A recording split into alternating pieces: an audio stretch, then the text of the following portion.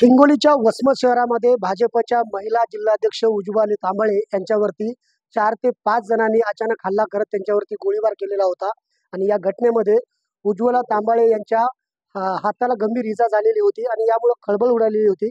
आपल्यासोबत भाजपच्या महिला जिल्हाध्यक्ष आहेत. ताई, अचानकपणे वसमत शहरामध्ये दिवसाढवळ्या गोळीबार झालेला होता आणि या घटनेमुळे खळबळ उडालेली होती. 2 वेळा तुमच्यावरती हल्ला झालेला होता. नेमकं काय प्रकरण होतं आणि कशा पद्धतीने तुम्ही या हल्ल्याचा प्रतिकार केला? नाही, प्रकरण तसं आमचं आणि त्याचं कुठलं वैयक्तिक भांडण नाही किंवा आमच्या कुठला प्रॉपर्टीचा वाद नाहीये. वसमतच्या शहराला लागून माझी 11 एकर 19 गुंठे जमीन आहे. आज ती जमीन नगरपालिकेमध्ये आली आहे आणि त्या जमिनीची किंमत फार मोठी लोकांना दिसायला लागली आहे.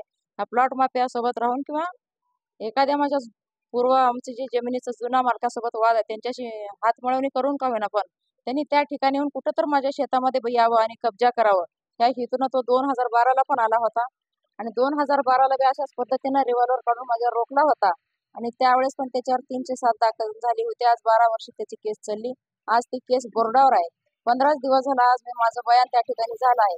तशाच पद्धतीचं पुन्हा काल त्या प्रकारे तो आज मी माझ्या जमिनीला तार फेन्सिंग केलं असताना शेतात जाण्यासाठी थोडासा रस्ता ठेवला एक ट्रॅक्टर जाण्यापुरता, तर त्या रस्त्यावरती येऊन त्यानं तो पोल मारून कब्जा करण्याचा प्रयत्न करत होता.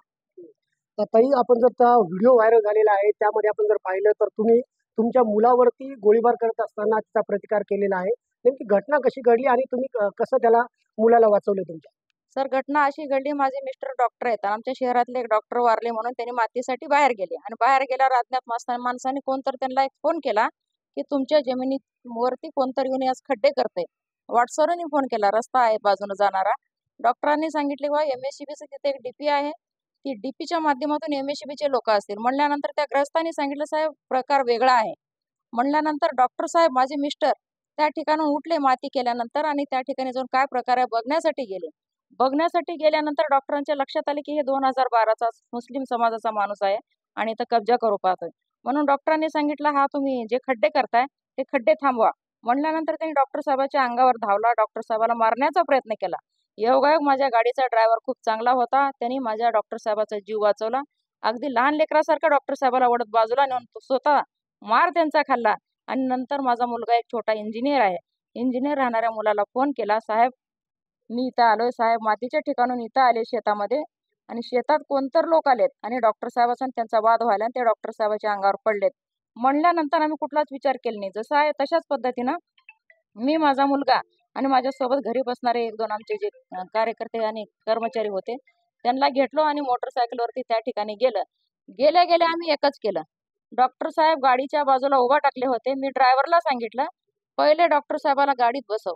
कशासाठी तर साहेबांचं परवाच एंजिओप्लास्टी झालेला आहे, त्यांना हार्टची बिमारी आहे. साहेबाला गाडीत बसवून मी अक्षरशः लॉक केला आणि मग माझ्या मुलांना विचारलं त्याला, तू कशासाठी परत आला बाबा, तुझा इथं काय संबंध आहे? म्हणल्यानंतर थोडंसं बोलला न बोलला की त्यानं रिव्हॉल्वर काढला आणि माझ्या मुलाच्या दिशेनं रोखला. आता मुलावर तो फायर करणार आणि माझ्या मुलाचा जीव या ठिकाणी जाणारा नक्की 302 असा करण्याच्या हेतून इथं आला आहे, आमचा जीव मारण्याच्या हेतून आला आहे, असं मला अतिशय भीती वाटली. आणि माझ्यासोबत राहणारा माझा एक मावस भाऊ आहे, तो आणि मी आणि अजिंक्य नावाचा माझा एक कर्मचारी आहे. आम्ही दोघा तिघांनी त्याच्या हाताला धरून वर केलं. वर केल्यानंतर त्यांनी वर फायर केला आणि नंतर डाव्या हाताने माझ्या मुलाला अलीकडे ओढला आणि रिव्हॉल्वरच्या खालचा भाग जो आहे ते माझ्या मुलाच्या डोक्यामध्ये मारला. त्यावेळेस मला एकच दिसत होतं, माझ्या मुलाचा जीव आज या ठिकाणी जातोय की काय. मला त्याच्या रिव्हॉल्वरची किंवा त्याची कुठलीच भीती वाटली नाही. अतिशय तीव्रतेनं मी त्याचा विरोध केला.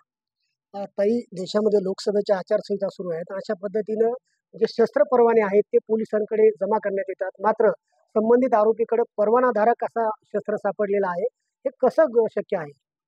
नाही, आता ते कसं शक्य आहे आणि त्याचा ते परवाना असल्यानंतर बी संहितेमध्ये त्यांचे रिव्हॉल्वर जमा करायला पोलीस स्टेशनला आपण प्रत्येक ठिकाणी पाहतो. त्याचाच कशा पद्धतीनं जमा केला गेला नाही ते तपासामध्ये आता पोलीस बघून घेतील. अ, ताई, राज्याचे गृहमंत्री म्हणून देवेंद्र फडणवीस काम पाहतात. आता आपण पोलीस अधीक्षकांची भेट घेतलेली आहे. आपल्यासोबत भाजपचं शिष्टमंडळ देखील आहे. काय मागणी केलेली आहे? नाही, आमचे आज गृहमंत्री आदरणीय देवेंद्रजी फडणवीस साहेब आहेत. आज आमच्या सोबत आमच्या जिल्ह्याचे आमदार जे आहेत तानाजीराव मोटकुळे आहेत, आमची पक्षश्रेष्ठी सगळीच आहे आणि आपले जिल्हा अध्यक्ष आहेत गजाननराव घुगे, प्रदेश उपाध्यक्ष आहेत, आमचे वडकुते साहेब आहेत, आमचे ह्याचे हिंगोलीचे उपाध्यक्ष व आमचे वसमत शहराचे नेते आदरणीय बोड्डेवार साहेब आहेत, ह्या सगळ्यांच्या सहकार्यानं आज त्या आरोपीला अटक करण्यात आली आहे. जसं आमच्यावरती फायर झालं आणि जसं आम्ही पोलीस स्टेशनला गेलो त्या दिवसापासून आमदार साहेब आणि आमचे वसमत तालुक्यातले नेते मुटकुळे साहेब आपले बोड्डेवार साहेब हे त्या पोलीसवाल्याच्या पाठीमागे राहून त्या आरोपीला अटक झाली पाहिजे, त्या आरोपीवर FIR फाटला पाहिजे, अशा पद्धतीचं पहिल्या दिवसापासून यांच्या सहकार्याने आजपर्यंत कारवाई व्यवस्थित चालली आहे. तपास पण चांगला लागल, याच्यापेक्षाही चांगली शिक्षा त्या माणसाला व्हावा, त्याला एखादी मोका लागावा आणि माझ्यासारख्या महिलेला, समाजामध्ये काम करणाऱ्या महिलेला संरक्षण मिळावं, ह्या हेतूपोटी आज पक्षश्रेष्ठी आणि आमदार साहेबांना आमचे सगळे पक्षाचे नेते गण आज माझ्यासोबत SP ऑफिसला आलेले आहे. तर ह्या भाजपच्या महिला जिल्हाध्यक्षा होत्या उज्ज्वला तांबळे आणि स्वतःच्या मुलाचा जीव त्यांनी या हल्ल्यामधून कसा वाचवला हे देखील सांगितलेलं आहे. नक्कीच पोलिसांनी तातडीने या प्रकरणामध्ये आरोपीच्या विरुद्ध मोका लावावा अशी मागणी आता भाजपच्या शिष्टमंडळानं केलेली आहे. मात्र या घटनेमुळं हिंगोली जिल्हा नव्हे तर मराठवाड्यामध्ये खळबळ उडाली आहे. संदीप नागरे, साम TV न्यूज, हिंगोली. देश विदेशातील प्रत्येक घडामोडींचे लाईव्ह अपडेट मिळवण्यासाठी आता साम टीव्हीच्या सर्व सोशल मीडिया प्लॅटफॉर्मला लाईक, फॉलो आणि सबस्क्राईब करा. तसंच सर्व नोटिफिकेशनसाठी बेल आयकॉन प्रेस करायला विसरू नका.